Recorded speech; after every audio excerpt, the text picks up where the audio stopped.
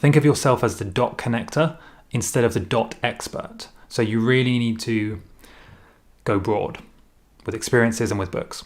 So an example would be, let's say if you're going to go and you're going to start researching, you're going to start absorbing knowledge. First, go and follow all of the channels you can find about spirituality. And then when you're reading, pick one from each aspect. So maybe read one book about Christianity, one book about one book summarizing all religions, one book about Buddhism, one book about crystals, one about astrology, numerology, and go as broad as you possibly can, picking one, usually the best book or the most well-reviewed book in that topic, and then go and do that for each aspect of spirituality.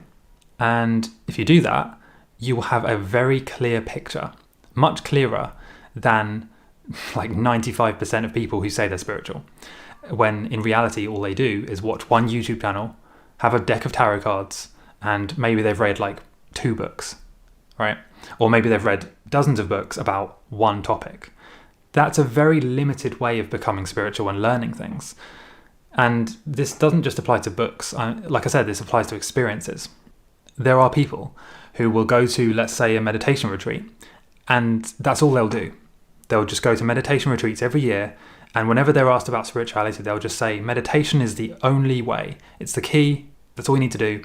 You don't need to focus on anything else. You don't need to learn anything else. All you need is within meditation. The same thing happens with religions.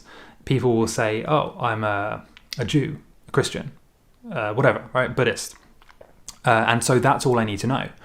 Everything I need to know about the entire cosmos is magically within this one, 400-page book. It sounds incredibly unlikely when you put it like that, but that's what these people do. When they block out everything else and instead focus in really narrowly on one practice, one book, one concept, or even one experience. Reality is a lot more complicated than that. And so that's why, to really get a grasp of a topic, especially spirituality, you need to go broad.